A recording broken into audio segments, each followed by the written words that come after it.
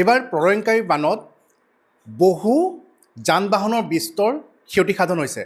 আমি দেখা পাইছিলোঁ যে শিৱসাগৰ চৰাইদেউত বহু চাৰিচকীয়া বাহন, ঠিক সেইদৰে দুচকীয়া বাহন প্ৰলয়ংকাৰী বানত উটি গৈছিলে। হাজাৰতকৈও অধিক এনেধৰণৰ যান বাহন বানত ক্ষতিগ্ৰস্ত হৈছে। যোৰহাটতো বহু বাহন ক্ষতিগ্ৰস্ত হৈছে আৰু সেই বাহনৰ গৰাকীসকল নিশ্চয়কৈ চিন্তাত পৰিছে যে তেওঁলোকৰ সেই বাহনসমূহ মেৰামতি কৰাৰ ক্ষেত্ৰত কেনেধৰণে ব্যৱস্থা গ্ৰহণ কৰা হ'ব, ইঞ্চুৰেঞ্চ কোম্পানীয়ে কেনেধৰণে ব্যৱস্থা ল'ব, এনেধৰণৰ বহু প্ৰশ্ন সকলোৰে মনত উদয় হৈছে। কিন্তু চৰকাৰে এই ক্ষেত্ৰত এক গুৰুত্বপূৰ্ণ আৰু প্ৰশংসনীয় পদক্ষেপ গ্ৰহণ কৰিছে। সেই পদক্ষেপ কি আজি আমি আপোনালোকক জনাবলৈ আহিছোঁ। আমাৰ সৈতে আছে যোৰহাটৰ জিলা পৰিবহণ বিষয়া ধনঞ্জয় শইকীয়া ডাঙৰীয়া।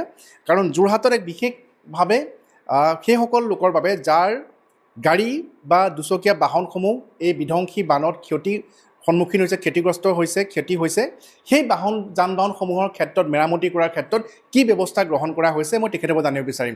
ইতিমধ্যে চৰকাৰে যি পদক্ষেপ গ্ৰহণ কৰিছে, আপোনালোকেও সেই সকলোখিনি এটা নিৰ্দিষ্ট প্ৰক্ৰিয়াৰ দৰে আগবঢ়াই নিছে। অলপ ক'ব নেকি কেনেধৰণে?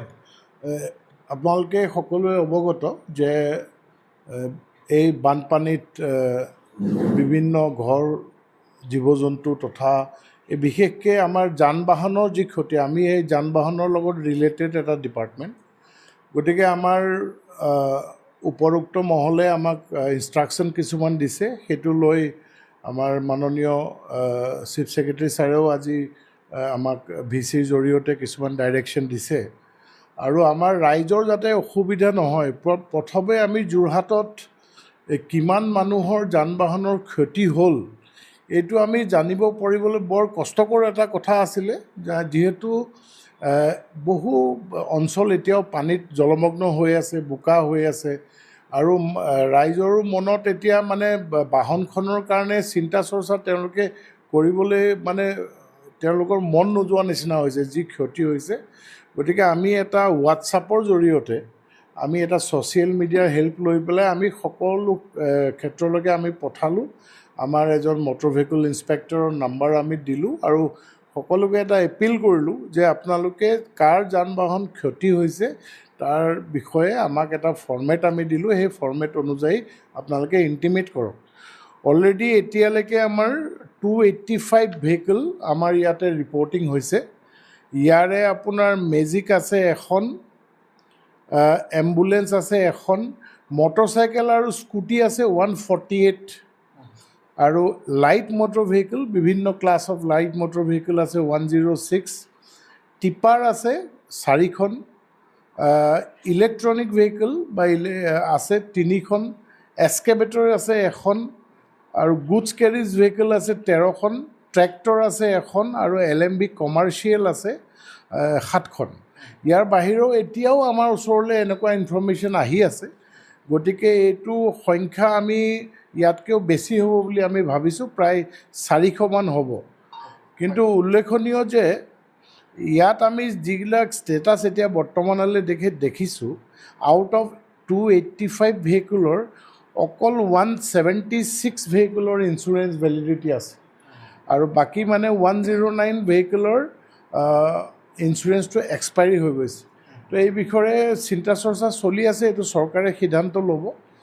আৰু অসম চৰকাৰে আমাৰ মাননীয় মুখ্যমন্ত্ৰী তথা আমাৰ চিফ ছেক্ৰেটাৰী ছাৰে প্ৰত্যেকটো এফেক্টেড জিলা, যেনেকৈ যোৰহাট, আপোনাৰ চৰাইদেউ, গোলাঘাট আৰু আপোনাৰ শিৱসাগৰৰ কাৰণে এজন ইঞ্চুৰেঞ্চৰ নডেল অফিচাৰ দিছে। সেই নডেল অফিচাৰ আমাক শ্বেয়াৰ কৰিছে আৰু আমাৰ উপায়ুক্ত মহোদয়েও আমাক নিৰ্দেশ দিছে। সেই নডেল অফিচাৰজনৰ লগত কোঅৰ্ডিনেট কৰি আমি বিশেষকৈ এইটোৱেই চেষ্টা কৰিছোঁ যে আমাৰ ৰাইজৰ অলৰেডি হাৰাশাস্তি হৈছে, তেওঁলোকে যাতে নিজৰ গাড়ীখন বনাবলৈ যাতে একো অসুবিধা নহয় তাৰ কাৰণে আমি প্ৰচেষ্টা কৰিছোঁ। যোৱা 4 তাৰিখে আমাৰ অফিচতে আমাৰ যোৰহাট জিলাৰ সকলো ডিলাৰৰ অ'নাৰ, মেনেজাৰ মাতি আমি এখন মিটিং কৰিছোঁ।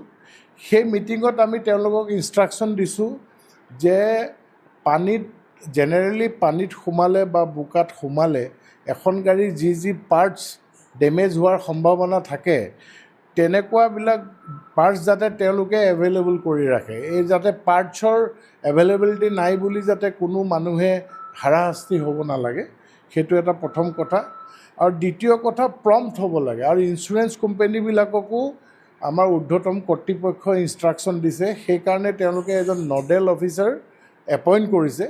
ইঞ্চুৰেঞ্চ কোম্পানীবিলাককো কৈছে যে তেওঁলোকে মানুহবিলাকক যিমান পাৰে সোনকালে যাতে গাড়ীখিনি এই গাড়ীবিলাক ভাল কৰিবৰ কাৰণে দুটা মানে ইনষ্টিটিউটে মেজৰ হেল্প কৰিব। এটা হৈছে ইঞ্চুৰেঞ্চ, যোনে পইচাটো বিয়েৰ কৰিব, আৰু দ্বিতীয় হৈছে যে ডিলাৰবিলাক তেওঁলোকে খুব সোনকালে যাতে গাড়ীবিলাক বনাই ঠিক কৰিবৰ কাৰণে সেইটো এটা প্ৰচেষ্টা কৰিছে। আমি চাইছোঁ এতিয়ালৈকে এই 285, 86 গাড়ীৰ টোটেল 25টা ডিফাৰেণ্ট ইঞ্চুৰেঞ্চ কোম্পানী আছে, 25টা। গতিকে এই 25টা ডিফাৰেণ্ট ইঞ্চুৰেঞ্চ কোম্পানীৰ কোঅৰ্ডিনেট কৰিবৰ কাৰণে এজন নডেল অফিচাৰ আমাৰ ইয়াতে এপইণ্ট কৰিছে। আমি খুব সোনকালে তেখেতক আমি ফোন নম্বৰ নাম আমি ৰাজহুৱা কৰিম।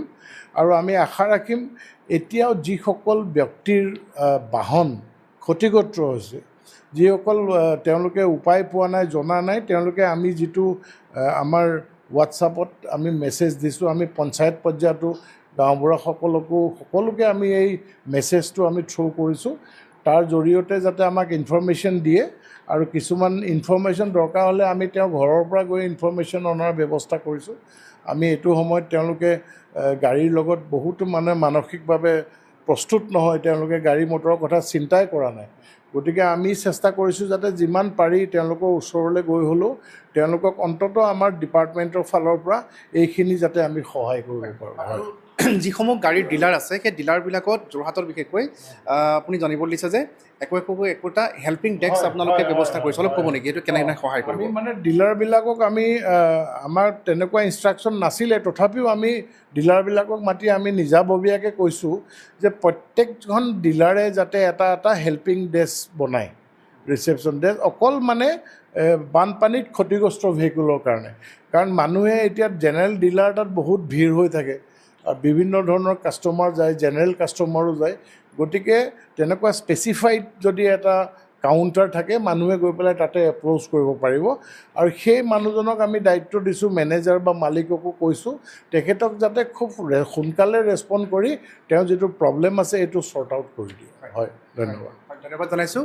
আৰু ইতিমধ্যে এই যিখিনি তথ্য বা ইনফৰ্মেশ্যন আমি আপোনালোকক অৱগত কৰিলোঁ যে মুখ্যমন্ত্ৰীগৰাকীৰ তৎপৰতা, যিসকল বানাক্ৰান্ত ৰাইজ আছে, বান বিধ্বস্ত অঞ্চলৰ যিসকল লোক আছে, তেওঁলোকৰ মৰমৰ যিখন গাড়ী বা মৰমৰ যিখন দুচকীয়া বাহন বা অন্যান্য ট্ৰেক্টৰ, কৃষি কৰ্মৰ লগত জড়িত লোকসকলৰ বাবে ট্ৰেক্টৰ, ঠিক সেইদৰে ব্যৱসায়িক যিসমূহ যান বাহন আছে, যিসমূহ এই বাঢ়নী পানীত ব্যাপকভাৱে ক্ষতিগ্ৰস্ত হৈছে, সেই গাড়ীসমূহৰ মেৰামতিৰ বাবে বীমা কোম্পানী তথা গাড়ীৰ সংশ্লিষ্ট ডিলাৰৰ যি ৱৰ্কশ্বপ আছে, তাত যাতে তেওঁলোকে কোনো তাঁতবাতি কৰি থাকিবলৈ নালাগে, অতি সহজতে যাতে তেওঁলোকৰ সেই মেৰামতিৰ কামখিনি হৈ যায়, তাৰ বাবে মুখ্যমন্ত্ৰীগৰাকীয়ে বিশেষ পদক্ষেপ গ্ৰহণ কৰিছে। আৰু মুখ্যমন্ত্ৰীগৰাকীৰ নিৰ্দেশনাৰ পিছতে জিলা পৰিবহণ বিষয়াৰ কাৰ্যালয়ে, জিলা পৰিবহণ বিষয়াসকলে আমি দেখিবলৈ পাইছোঁ যে যোৰহাটত অতি পৰিকল্পিতভাৱে এক পদক্ষেপ, এক ব্যৱস্থাৰ কৰা হৈছে। ইতিমধ্যে 285খন গাড়ীৰ তথ্য আহিছে, আৰু সেই গাড়ীসমূহৰ তথ্য ইতিমধ্যে জিলা আয়ুক্ত প্ৰদান কৰা হৈছে।